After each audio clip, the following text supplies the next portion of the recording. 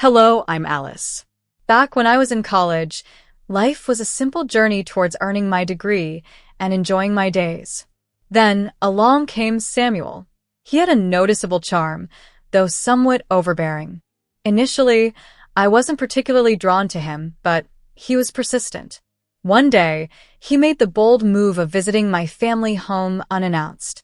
He confidently approached my father, greeted him with a broad smile, and made his intentions clear. "Mr. Hudson, I'm Samuel. I've been dating Alice, and I'm here because I truly care about her.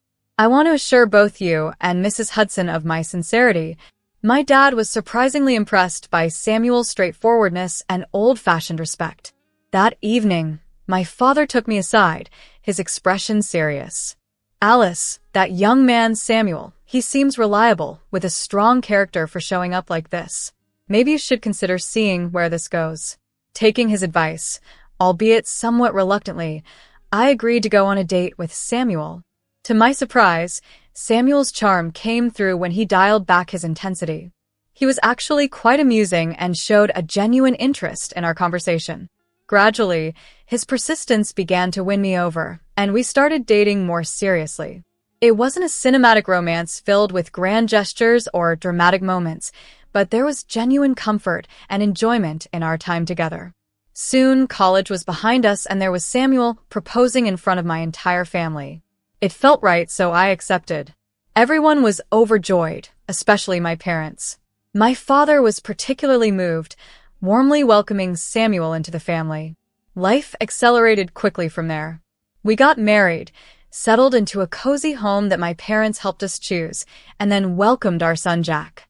Those days were filled with the laughter of our baby, sleepless nights, and the joys and challenges of turning our house into a home. Samuel invested his energy into his new venture, a car repair shop, which my father helped finance, equipping it with the latest tools. It was a gleaming showcase of chrome and fresh paint. Samuel proudly showed off our son at the shop, declaring Jack and the business his greatest accomplishments. As years passed, our life settled into a routine of family dinners, weekend barbecues, and the usual small arguments over finances and household responsibilities. Jack grew up quickly and soon left for college, seeking his adventures, leaving me in a home that felt overwhelmingly empty. Meanwhile, Samuel's once thriving workshop began to struggle, continuously draining money and accumulating debt. My father's attempts to keep the business afloat only increased the tension between Samuel and me. It all came to a head one Thursday when Samuel returned from a frustrating meeting with my dad, visibly agitated and angry about being undermined. "He's driving me insane, Alice. Your dad. He still treats me like I don't know what I'm doing," he vented, his frustration palpable as he tossed his keys onto the table, where they skidded and fell to the floor. The keys clattered to the floor as I picked them up, my voice steadied to keep calm. "Samuel, he's just trying to help. Without him, we wouldn't even have the shop," I reminded gently. Samuel turned abruptly, his eyes narrowing in suspicion. "Oh, so now you've chosen your side? Your dad has completely brainwashed you, hasn't he? Convinced you he's a saint. He just loves having control over me, pulling the strings." As time passed, Samuel became increasingly remote and resentful. I did my best to keep the peace, especially for our son Jack's sake, but even he began to avoid home, clearly sensing the growing tension. One chilly evening, while I was tidying up after dinner, Samuel slumped into the kitchen, his expression twisted in disdain. "You know, Alice, you used to be quite a sight. Now, just look at you." I froze, a half-dried plate in hand, his words stinging like a slap. "Excuse me?" I managed, incredulous. "You heard me. You've let yourself go. It's like you don't even bother anymore," he accused, leaning lazily against the doorframe, his arms crossed as if he were passing judgment. Setting the plate down, my hands trembled with a mix of anger and pain. "And what about you, Samuel?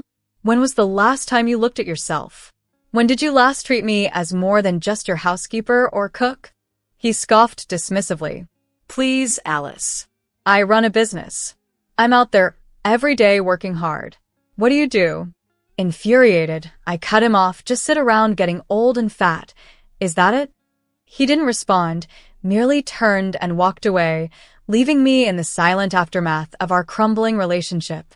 Life continued, and the day came when Jack, filled with both pride and sorrow, packed up his belongings and moved out to pursue his dreams, leaving me feeling bound to life with a man who only saw me as a shadow of who I once was. Then, the sudden death of my parents blindsided me. Their plans for a European trip were cut tragically short. In my shock, Samuel was already circling like a vulture over the inheritance. Alice, we need to handle your parents' estate. It's what they would have wanted, he urged, his concern never quite reaching his eyes. We met with the notary, who solemnly revealed that according to my parents' will, part of the estate would be disclosed now and the rest in a year. Samuel's impatience was almost childlike, eager for what he expected to be a substantial inheritance. However, the will's terms were not as he hoped. The large, ivy-covered family house was left to my future grandchildren and their guardians. Jack surprised us one day by arriving with a young woman, a wedding ring gleaming on her finger. "Mom, meet Brianna, my wife." His announcement left me reeling, yet it soon became clear he had plans I hadn't yet understood. Brianna's presence brought a calculated charm to our household from the moment she stepped in. She danced around Samuel, showering him with compliments about his business prowess. "Samuel, you're incredibly sharp. I can't fathom how you endure living with someone who fails to recognize your worth." Her words coaxed rare laughter from Samuel, a sound that had grown foreign in our home. "Well, Brianna, we all play the hands we're dealt, but maybe you're seeing something I missed," he replied cheerfully, their exchange sending stings of betrayal through me. In no time, Brianna and Jack began to scheme together, their hushed tones and secretive glances leaving me feeling excluded and obsolete. They treated me as if I were a relic, too cumbersome to remove, yet too outmoded to value. On one particular evening, they dressed in their finest and prepared to leave, their laughter echoing like an afterthought. "Where are you headed?" I asked mechanically, already anticipating the sting of exclusion. "Dinner at Marone's, just a simple family dinner," Brianna said crisply, her emphasis on family piercing sharply. I stood waiting for an invite that evidently wasn't forthcoming. "I see. Enjoy your evening," I managed, masking my hurt. Samuel simply shrugged, his apathy like a second skin. "No need to wait up, Alice," he called out as the door slammed, sealing my solitude within the echoing walls of our home. When I urged Brianna to assist around the house, her reactions were exaggeratedly indignant. "Do I look like your maid?" she would retort, her complaint quickly reaching Samuel or Jack, who invariably supported her without hesitation. "I'm merely trying to maintain a tidy home," I would defend myself, feeling absurd with a spatula in hand as I stood in my kitchen. Samuel's dismissive gestures were all too familiar. "Alice, she's carrying your grandchild. Maybe cut her some slack." The irony of his statement burned hotter than the roast I overcooked. Tired of being the sideline character in my own life story, I sought refuge in neighborhood cafes. These spots became my retreats, where the familiarity of the baristas with my coffee order provided a small comfort away from the domestic turmoil. One stormy afternoon, as I ducked into my preferred cafe, I unexpectedly ran into Julia, a dear college friend. Her delight at our reunion was evident. "Alice, it's been forever. Let's catch up over coffee," she suggested. We settled into a cozy corner, with hot coffee warming our hands. Julia filled the air with nostalgic stories peppered with laughter. However, her mood shifted as she recounted a somber memory. "Remember that guy from college? The one always after the rich girls?" she inquired, her spoon clinking against her cup thoughtfully. I nodded, uneasy. "He ended up marrying one, convinced her he was in love, but all he wanted was her money. She lived a miserable life," Julia shared, unaware of the parallels drawing in my mind. A chilling realization dawned on me as Julia's tale seemed to reflect my situation, forming a vivid image of Samuel in my thoughts. I hastily steered the conversation elsewhere, not ready to dive into those murky waters just yet. Once home, Haunted by Julia's words, I knew it was time to confront Samuel directly. I found him nonchalantly browsing a magazine in the living room. Taking a deep breath, I steadied myself. "Samuel, we need to talk," I announced, more composed than I felt. "I met Julia today. Is it true, Samuel? Did you marry me just for my money?" I asked, unable to mask the tremor in my voice as he locked eyes with me. Samuel straightened, his expression sober. "Let's be honest, Alice. You were the perfect solution at the right time.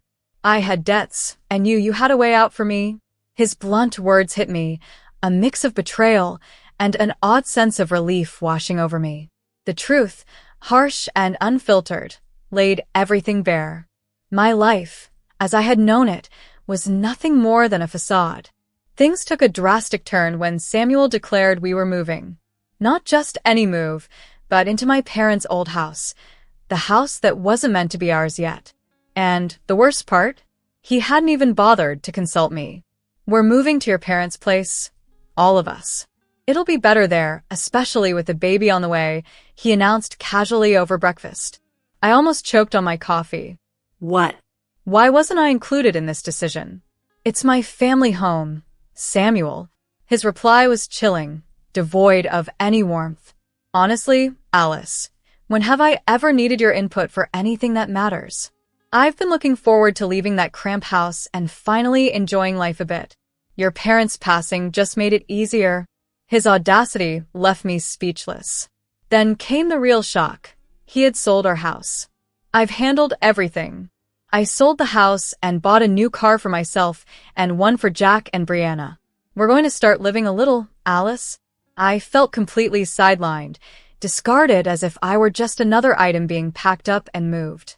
The following weeks were a blur as we relocated to the spacious house I grew up in, which now felt alien and unwelcoming. Brianna, now heavily pregnant, assumed the role of the queen of the castle, dictating where things should be placed with merely a flick of her hand, treating me more like a servant than the mistress of the house. Once her baby, a boy with striking blue eyes, was born, her demands grew. She handed him to me as if I were a nanny. "Here, take him. I need to rest. And could you tidy up a bit? It's starting to look like a pigsty in here." Life settled into a grueling routine.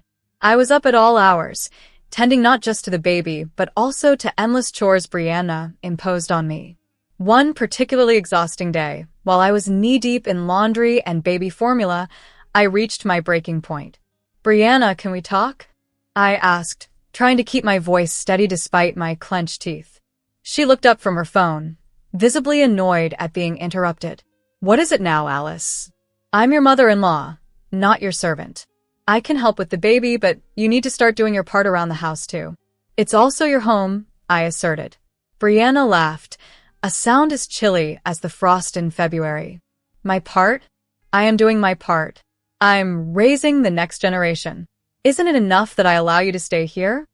"Allow me? This is my parents' house, Brianna, not yours," I retorted, my voice rising with each word, driven by months of pent-up frustration and resentment. She stood, her face contorted with anger. "This house is for the guardians of my child, which seems to be just me at this point. Maybe if you behaved better, you'd be more than just an inconvenient guest in your own home." The tension that night at dinner was palpable, like heat shimmering off the pavement. We all sat there, silently pretending to be invested in the meal. As we sat at the dinner table, the tension was palpable, but it was nothing compared to what Samuel was about to unveil. With a grim resolve, he set down his fork, the sound echoing through the room, drawing all eyes to us. I could feel Brianna's smug look on me, predatory and expectant. "I've had enough, Alice. This charade has gone on too long," Samuel declared abruptly. "What are you talking about, Samuel?" I asked, though part of me dreaded the answer. Without a word, he slid an envelope across the table toward me. "I'm talking about these divorce papers. I've signed them. It's over, Alice." I stared at the envelope, my heart sinking even as a strange relief whispered through me. I knew our marriage had been over in spirit for a while, but Samuel's cold, public dismissal was a harsh blow. I picked up the papers, my vision blurring as I fought back emotions. And where am I supposed to go? I managed to ask, my voice more steady than I felt. Not my problem anymore. Pack your things. The house belongs to my grandson now, and frankly, you're just taking up space, he replied coldly, his words cutting deeply. Brianna's smirk from across the table told me all I needed to know about her feelings. She leaned in slightly, her voice a whisper meant only for me. Finally, some peace around here. Jack, my son, sat silent, his gaze fixed on his plate, his quietness a deeper betrayal than Samuel's sharp words. Rising from my chair, the scrape against the floor felt unnaturally loud in the sudden silence. Fine, I'll go, I stated, my voice calm but inside, a storm raged. I walked away from the dinner table, my movements measured and dignified, and began to pack years of my life into a few boxes and suitcases. That night, I checked into a hotel, the loneliness enveloping me. The next morning, propelled by a restless need for direction, I visited a lawyer. Fatefully, I ran into Julia there. Her face etched with worry, she rushed over to me. Alice, what are you doing here? Her voice laden with concern. I could ask you the same, I replied, mustering a weak smile. She sighed, pulling a photo from her purse. It's my son. He's in trouble. His bride-to-be left him, and she's pregnant. He wants to find her, take responsibility for the child. She handed me the photo, and my breath caught. The woman in the picture was unmistakably Brianna. That's Brianna, I gasped, the pieces falling into place with a sickening certainty. She's married to my son, and she just had a baby. We sat down, and I spilled everything. The dinners, Brianna's remarks, the divorce. Julia listened intently, her expression darkening with each word. This changes everything, she stated grimly. We need to find out the truth.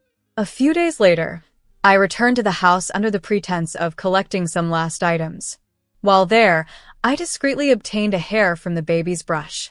The wait for the DNA results was agonizing, but when they came, they confirmed our worst fears. Jack was not the father. Julia's son was. Resolved to confront the tangled web of lies, I decided to meet those who had betrayed me. Walking into that house, my heart pounding, Julia beside me, her presence a steadying comfort, we stepped into the living room. The shock on Samuel's face as we entered was almost worth the ordeal. I'd endured enough, and as Samuel tried to remain nonchalant, a smug smile crept across his face. Well, if it isn't Julia, still following me around. I got what I wanted. I married a rich fool, he said, glancing at me, his smile wavering as he sensed a shift in the atmosphere. That's where you're wrong, I countered, feeling the weight of the truth I held. First, let's address this supposed happy new family of yours, I continued, turning to Jack and Brianna, who watched nervously. Brianna's eyes flickered, looking for any possible escape, as Julia stepped closer. Brianna wasn't just seeking a loving family, she was after the money, right? Julia's voice was sharp as ice as she brandished the DNA test results. Brianna's complexion turned ashen. What is this? Jack asked, his voice quivering as he accepted the papers from Julia. They're proof, Jack. Proof that you are not the father of Brianna's child, I declared, my voice steady, my heart racing. Brianna's carefully constructed facade fell apart under the weight of her exposed deceit. She grabbed her bag from the floor. You can raise this beggar's child yourself, Julia. I don't need him, she hissed, storming out as dramatically as she had entered our lives. With Brianna gone, I turned back to Samuel, who watched the unraveling scene in dawning horror. And now for the second act, I announced, pulling out the second part of my parents' will. Samuel's eyes widened as I unfolded the document. According to this, everything you thought you'd gain by discarding me, you lose. The apartment is worth $550,000. It's all mine. The business you cherished is also mine. My father never trusted you. He ensured I would be protected. Oh, and the house? You've already sold it. Samuel collapsed to his knees, his expression crumbling. Alice, please, I didn't mean you did, Samuel. And now you face the consequences, I cut him off, my voice resolute. Jack, who had been silent, finally spoke. Mom, I'm sorry. I was so wrong. His apology was profound, but it couldn't erase the years of betrayal. I know, Jack. I hope you find your way, I said softly. To Samuel, I was firmer. Get out, Samuel. You and the empire of lies you built at my expense. It's over. He tried to plead, but I was finished with the lies, the manipulation, the pain. As they left, the house felt different. Emptier, yet somehow fuller. I stood in the silence, feeling the weight of past years lifting. I had no grandchildren, and this vast, echoing house was mine alone. I had lost much, but gained my freedom and my future. Living in the apartment my dad left me felt like a different world. It was quiet, just the city's hustle below and the occasional clink of my paintbrush against the jar as I sat by the huge windows, canvas before me. I found peace here, a peace long missing in the chaos of my previous life. I sold Samuel's car repair shop last month. The new owner was eager, full of plans to rejuvenate it. I felt nothing as I signed it over, just the smooth slide of the pen across the paper, and then freedom. As for the family house, I rented it out to a nice couple with 2 young kids. They sent me photos of them playing in the same backyard I grew up in, a gentle reminder of a life continuing beyond my narratives. The house is alive again, filled with laughter, just what it deserved. I've taken up new hobbies, things I'd never had time for before, like painting landscapes and still lives. There's something profoundly calming about blending colors, about the initial brushstroke on a blank canvas. I've also started salsa dancing. Walking into my first class, I felt out of place, a middle-aged woman among young dancers. But once the music kicked in, none of that mattered. It was just rhythm and movement, and for that hour, all my worries melted away. Julia and I keep in close touch. It's intriguing how life loops back. Her grandson, who I once thought was related to me by blood, is growing up swiftly. Julia often brings him over, and we spend time at the park or just playing in my apartment, which I've stocked with an assortment of toys. Look at him, Alice, Julia said during their last visit, her eyes sparkling as the boy toddled around, chattering to himself. Can you believe how quickly he's growing? I handed him a soft stuffed bear, smiling. They grow up too fast, don't they? But it's wonderful to watch them take on the world. Sometimes I see Samuel around town. The last time was at a newsstand where he was just another face in the crowd. Our eyes met briefly, mine free of anger and sorrow, his quickly shifting away. I continued on my way, my head held high. As for my son Jack, we talk from time to time. Things between us aren't the same and maybe never will be, but there's a thread of hope. He's seeing someone new, a woman he describes as kind and heartfelt. Mom, I'm taking it slow this time, he shared over the phone last week, his voice cautious yet hopeful. I really like her and I want to do this right. I smiled to myself, pleased to hear the maturity in his words. That's great, Jack. She sounds wonderful. There's hope that one day he'll settle down with someone who truly appreciates him for who he is. And if they have children, the family house will be there, ready to welcome another generation filled with love and laughter. The prospect of being part of a family, in the true sense of the word, lingers in my thoughts, a serene and fulfilling possibility that aligns with the newfound peace in my life.